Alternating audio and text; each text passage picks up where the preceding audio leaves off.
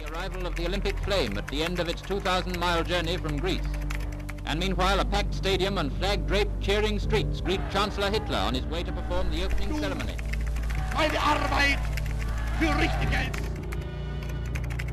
1980, Jeux d'été de Moscou en URSS.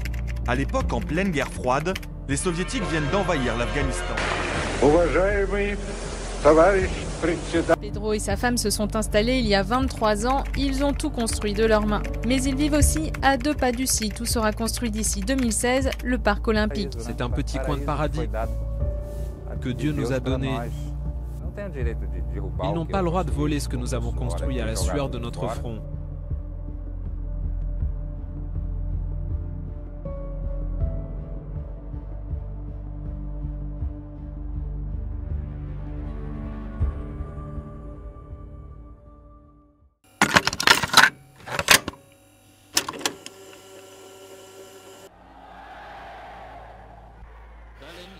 Ça, c'est les Jeux Olympiques de 1936. Organisés à Berlin sous le régime nazi, qui illustre parfaitement comment un événement sportif peut être utilisé à des fins politiques pour construire ou renforcer la légitimité d'un État sur la scène internationale.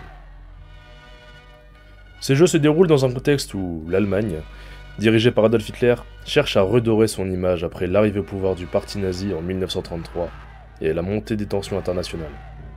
L'objectif du régime est de présenter une image pacifique, puissante et moderne, en dépit de sa politique répressive et raciste à l'intérieur. Malgré cette tentative de propagande, les Jeux de Berlin mettent en lumière des contradictions. L'athlète afro-américain Jesse Owens, en remportant 4 médailles d'or, défie ouvertement la théorie de la supériorité raciale prônée par le régime nazi. Son triomphe devient alors un symbole de résistance morale contre l'idéologie nazie et affaiblit, du moins symboliquement, l'objectif propagandiste du régime. Depuis leur réinstauration en 1894 par Pierre de Coubertin, les Jeux Olympiques modernes sont devenus l'un des événements les plus suivis au monde. Si leur vocation première était de promouvoir l'éducation par le sport et de rassembler les nations autour de valeurs de paix, d'universalité et de respect, ils ont rapidement pris une dimension politique et culturelle. Oh mais attends, mais tu fais quoi toi? Aujourd'hui, les JO sont un puissant outil de soft power, permettant aux États d'exercer une influence non coercitive sur la scène internationale en projetant une image favorable d'eux-mêmes. Soft power, capacité d'un acteur politique, État, multinational, ONG, etc., à diffuser ses idées auprès d'un autre acteur et à influencer sans contrainte par des moyens culturels ou idéologiques.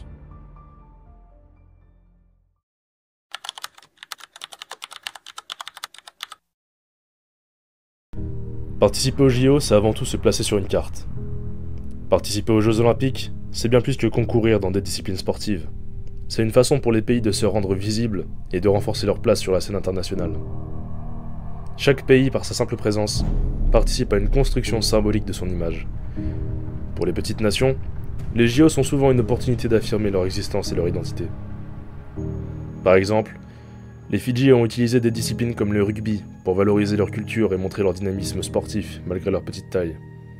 L'objectif ici est double. D'une part, renforcer l'unité nationale, et d'autre part, rappeler au monde leur singularité. Pour les grandes puissances émergentes, la participation est souvent un moyen de revendiquer leur place parmi les nations influentes. Prenons l'exemple du Qatar, qui a intensifié sa participation aux JO tout en investissant massivement dans le sport mondial. Cette stratégie vise à repositionner le pays comme un acteur incontournable sur la scène internationale. Ne pas participer aux JO ou boycotter une édition peut être aussi un acte politique fort. Par exemple, les États-Unis et 65 autres pays ont boycotté les JO de Moscou en 1980 en réponse à l'invasion de l'Afghanistan par l'URSS. Ce geste visait à isoler diplomatiquement l'URSS tout en montrant une position ferme sur les droits internationaux. Plus récemment, la Russie a été exclue des JO de 2024 pour sanctionner son invasion de l'Ukraine. Ces actions traduisent souvent des conflits géopolitiques ou des désaccords profonds, transformant l'absence en une déclaration politique. Oh doucement là, tu fais quoi là? C'est fou quoi? Ça dépend, tu vas pas bien?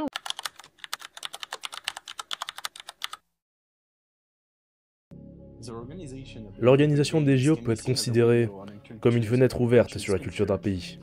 Par exemple, à Berlin en 1936, les JO ont été utilisés par le régime nazi pour afficher la puissance et l'unité du Reich. À Pékin en 2008, la Chine a mis en avant sa puissance technologique et organisationnelle. tandis qu'à Rio en 2016, le Brésil a utilisé les JO pour affirmer son statut de grande puissance émergente. Ces événements permettent aux pays organisateurs de transformer leur territoire en une scène mondiale, où ils peuvent façonner leur image. À Pékin, des infrastructures ultramodernes comme le nid d'oiseau... Non, attendez. Ah, attendez, c'est pas ça, Ah, voilà, nid d'oiseau... Ah, c'est bon. Comme je disais, les infrastructures ultramodernes comme le nid d'oiseau ont montré la capacité du pays à se hisser parmi les leaders mondiaux, tout en mettant en avant son patrimoine culturel. L'idée ici est de dire au monde, regardez, nous sommes prêts à jouer dans la cour des grands.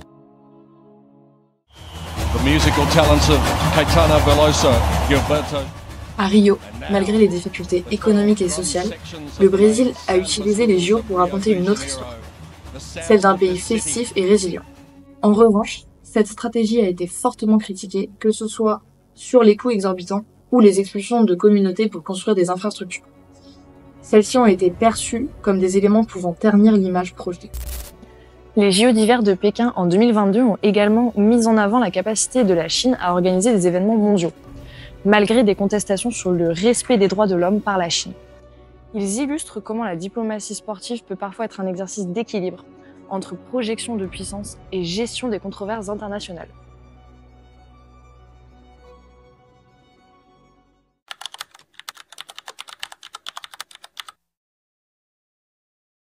Les grandes puissances se battent pour dominer le tableau des médailles, symbole de leur supériorité sportive et nationale. Cette compétition est devenue un moyen indirect de rivaliser sur la scène internationale.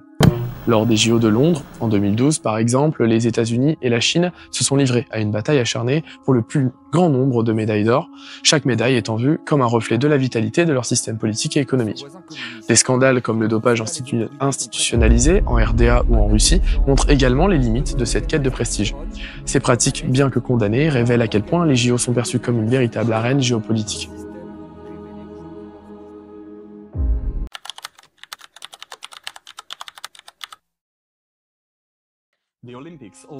Les JO permettent également aux athlètes de devenir des ambassadeurs de leur nation. Par exemple, Usain Bolt est devenu un symbole de la Jamaïque grâce à ses victoires en sprint. Mais au-delà de leur performance, certains athlètes profitent de leur notoriété pour porter des messages universels. Lors des JO de Mexico en 1968, Tommy Smith et John Carlos ont levé le poing sur le podium pour dénoncer les injustices raciales aux États-Unis. Ces gestes, bien qu'isolés, marquent profondément les esprits et rappellent que le sport peut être un outil de changement social.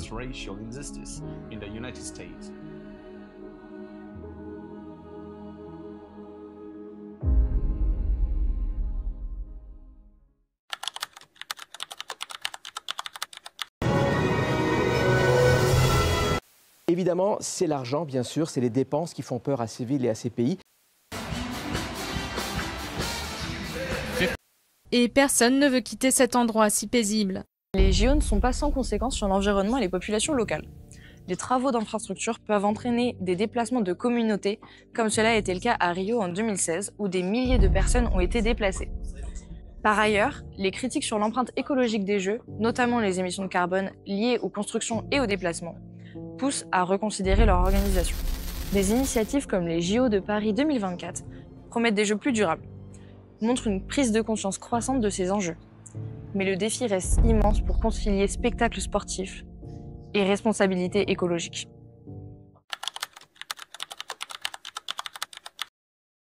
Eh bien, pas forcément. Au départ, les JO antiques étaient organisés pour honorer les dieux grecs, avec une trêve sacrée. Les JO modernes, restaurés par Pierre de Coubertin, avaient comme ambition de promouvoir la paix par le sport, mais ils ont rapidement été politisés.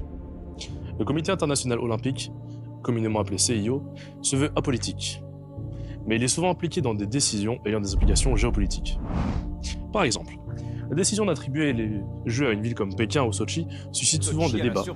Cela reflète à quel point les JO sont devenus un outil diplomatique.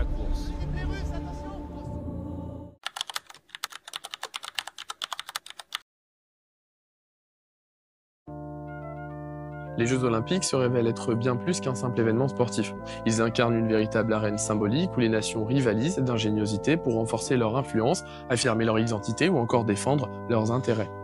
En tant qu'outil de soft power, ils offrent une plateforme unique pour projeter une image de puissance, de modernité et de solidarité. Cependant, leur efficacité comme levier de soft power reste sujette à débat.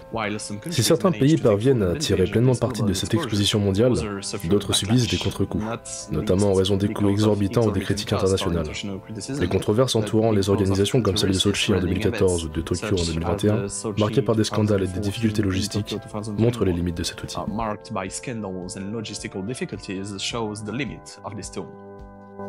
Aujourd'hui, alors que le monde fait face à des enjeux globaux comme le réchauffement climatique, les inégalités et les tensions géopolitiques, les JO doivent se réinventer pour conserver leur pertinence. Leur futur dépendra de leur capacité à incarner des valeurs authentiques et à répondre aux inspirations des nouvelles générations. En fin de compte, les Jeux Olympiques restent un miroir de notre époque, un mélange complexe de sport, de culture, de politique et d'économie. Ils sont un rappel que, malgré les divergences, le sport peut encore réunir les nations dans un esprit de compétition pacifique.